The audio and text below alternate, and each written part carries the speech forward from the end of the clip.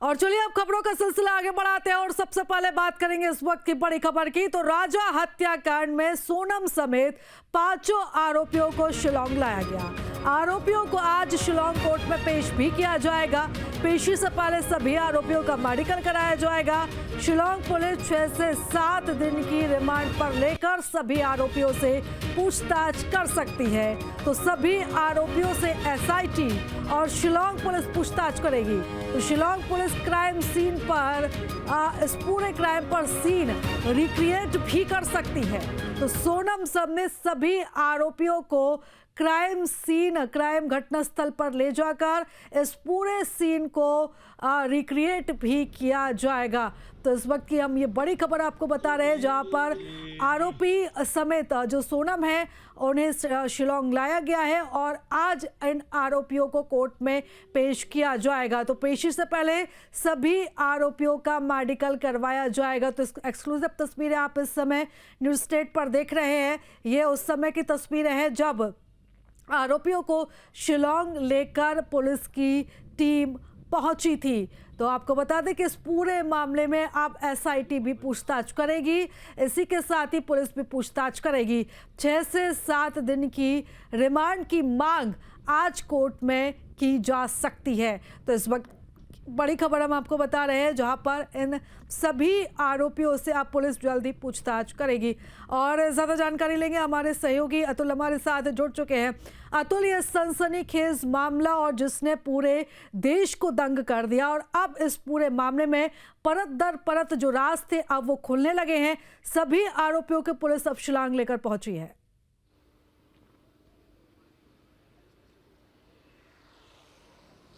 देखिए, बिल्कुल सभी आरोपी शिलांग पहुंच चुके हैं और वहां के सदर थाने परिसर में उनको रखा गया है। सीआरपीएफ की निगरानी में उनको रखा गया है और किसी भी भारी व्यक्ति को अंदर जाने से रोका गया है। देखिए, ये माना जा रहा है कि करीब 11 बजे सुबह सभी आरोपियों को कोर्ट में पेश कर दिया जाएगा। उसके बाद पुलिस वहाँ की रिमांड मांगेगी। रिमांड के बाद की आगे की स्थिति जाँच में बदलेगी। और देखो, जिस तरीके से हम देख रहे हैं प्रीताप की वहाँ पर चूंकि अब शिलांग पहुँच चुकी है, अब वहाँ पे जहाँ से राजा की हत्या की गई थी और जिस जगह से राजा को पहाड़ी से नीचे फेंका गया था, वहां पे तमाम आरोपियों को ले जाया जा सकता है। और इसके अलावा जो क्राइम सीन को रिक्रिएट किया जाएगा। देखिए, पूछताछ में अभी काफ़ी खुलासे होने हैं, क्योंकि जिस तरीके से लगातार हम देख रहे हैं कि दर परत चीज़ें सामने निकल के आ रही हैं। खास बात ये सामने निकल के आई कि जब राजा की हत्या की जा रही थी, उससे पहले सोनम सभी आरोपियों के संपर्क में थी। ये एक नया खुलासा सामने निकल के आया है, सूत्र हमें ये बता रहे हैं। हालांकि देखिए, अभी तक ये बात चल रही थी कि सोनम जो है विशाल राज से संपर्क कर रही थी और राज पूरा गाइड कर रहा था। लेकिन जो हमारे पास जानकारी सामने निकल के नहीं आ रही है प्रीता, सूत्र हमें ये बता रहे हैं कि सोनम के पास अन्य आरोपियों के भी नंबर थे जो लोकेशन उनको भी दे रही थी। एक पूरा प्लान किया गया, एक पूरी साजिश रची गई और राजा की हत्या कर दी गई। बड़ी बात यह है कि सबसे पहले जो बात सामने निकल के आ रही थी कि हथियार जो है असम से खरीदा गया, लेकिन सूत्र ने हमें यह बताया कि यह हथियार मेघालय से ही खरीदा गया था। हथियार की कीमत 350 रुपये थी और सबसे पहला वार विशाल ने किया था। विशाल ने इतनी जोरों से हथियार से वार किया था कि पहले ही वार में राजा नीचे गिर गया था। उसके बाद दूसरा वार अन्य आरोपी ने किया। लगभग 10 मिनट से ज़्यादा राजा उसी जगह पर तड़पता रहा और उसके बाद अन्य आरोपियों ने एक बात करी और उसके बाद उसको पहाड़ी से नीचे फेंक दिया गया। देखिए, ये पूरी एक सुयोजित तरीके से पूरी रणनीति बना के साजिश रची गई थी और ये साजिश जो बताया जा रहा है सगाई के बाद से ही रची गई। हालांकि देखिए, सूत्र हमें ये भी बता रहे हैं कि इस सोनम ने शादी के पहले अपने परिजनों को इस बात को चेताया भी था, समझाया भी था और बताया भी था कि वो शादी नहीं करना चाहती है। अगर शादी होगी तो उसका बहुत बुरा हर्ष होगा। लेकिन उसके बावजूद परिजनों ने शादी करी और उसके बाद ये सामने तस्वीर देख रहे हैं कि न केवल मध्य प्रदेश बल्कि देश भर में इस पूरे मामले की, इस घटनाक्रम की, राजा हत्याकांड की जो है चर्चा होती हुई दिखाई दे रही है। इसके अलावा देखिए, कई एंगल है। देख रहे हैं जिस तरीके से हमने देखा बीते दिनों किस तरीके से राजा की मां ने कई तरीके के आरोप भी लगाए हैं। खासतौर पे जिस तरीके से मांगलिक होने का मामला बताया गया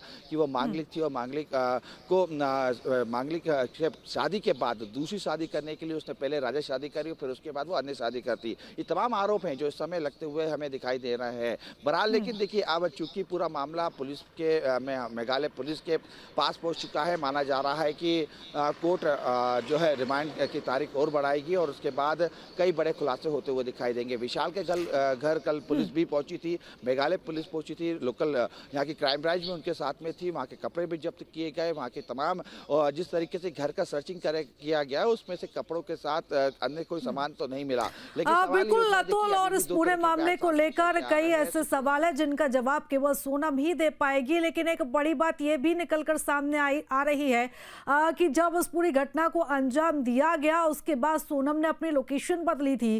कहा यह भी जा रहा है कि वो इंदौर भी पहुंची थी और इसके बाद वो वापस वहां से पहुंच के फिर गाजीपुर आई।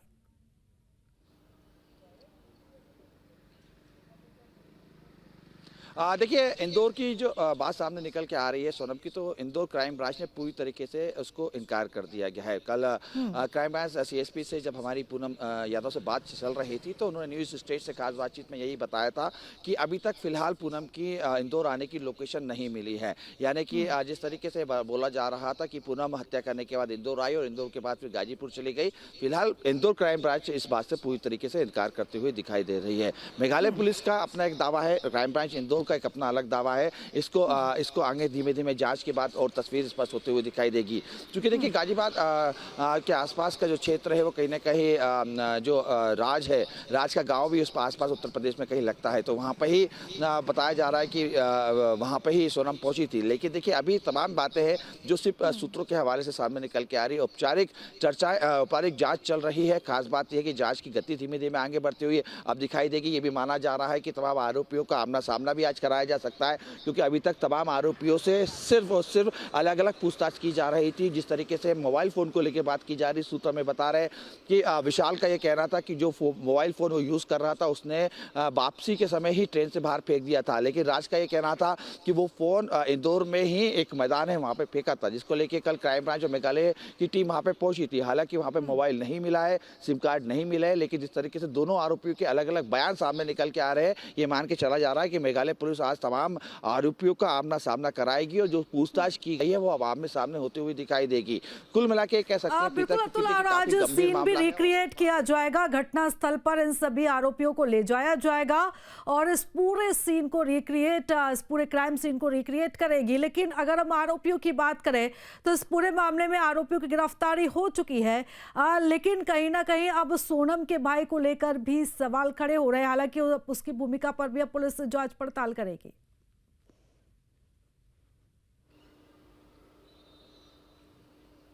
निश्चित तौर पे, चूंकि ये भी बताया जा रहा है कि सूत्र हमें ये बता रहे हैं कि हत्या करने के बाद सोनम ने अपने भाई को इस बात की जानकारी दे दी थी। देखिए, ये सूत्र के हवाले से खबर है हमारे पास पिता, लेकिन अगर ऐसा हुआ है तो कहीं ना कहीं सीधे तौर पे एक आरोपी के तौर पे, क्योंकि क्राइम करना और क्राइम को छुपाना ये भी अपराध की श्रेणी में आता है, और अगर ऐसा हुआ है तो कहीं ना कहीं सीधे तौर पर सोनम का जो भाई है वो भी अपराधी की श्रेणी में आएगा। बहरहाल अभी इस पर कोई भी पुख्ता जो है जानकारी सामने निकल के नहीं आई है, लेकिन सूत्र के द्वारा धीमे धीमे जो जानकारी सामने निकल रही है, यानी कि आगे जांच जो बढ़ रही है उसमें इस प्रकार की स्थिति बनती हुई दिखाई दे रही है। बहरहाल चूंकि देखिए, अब पांचों आरोपी गिरफ्तार हैं, मेघालय पहुंच चुके हैं, कोर्ट में आज पेश किया जाएगा।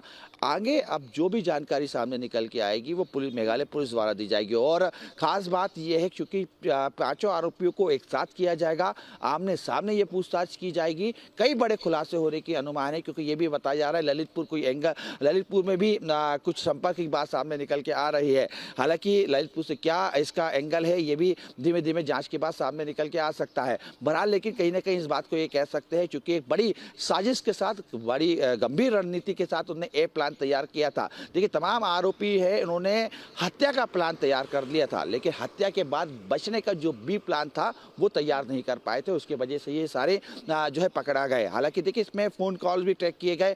खास बात है, उनके फ़ोन कॉल लिस्ट निकाली गई और उससे मिलान किया गया। उसके बाद तमाम जो चीज़ें हैं गिरफ्तारी की बात आगे निकलते हुए दिखाई दी थी। शिलांग पुलिस 2 दिनों से इंदौर में थी और इस बात की जानकारी स्थानीय तौर पर नहीं बताई जा रही थी। खास बात है, जब तमाम आरोपियों की गिरफ्तार हुई, इंदौर से जो गिरफ्तारी हुई, उसके बाद ही इस पूरे मामले को उजागर हुआ, सामने हुआ कि ये पूरी तरीके से हत्या के रूप में था और सोनम ने हत्या की गई थी। जैसे ही इन आरोपियों की गिरफ्तारी इंदौर में हुई, सोनम ने अपना सरेंडर जो है दूसरी जगह पर कर दिया। तो ऐसे में ये मान के चला जा रहा था कि इस बात को कि हत्या के बाद ये पूरी तरीके से बचने की कोशिश कर रहे थे, साक्ष्य को छुपाने की कोशिश कर रहे थे। तमाम साक्ष्य, हथियार कहाँ है, इस बात की जांच की जा रही है। अतुल, जब जांच बढ़ेगी तो और भी कई चौंकाने वाले खुलासे होंगे। आप लगातार इस पूरे मामले पर नजर बनाए रखिएगा। अपडेट्स हम आपसे लेते रहेंगे। बहुत धन्यवाद तमाम जानकारी हमारे साथ साझा करने के लिए।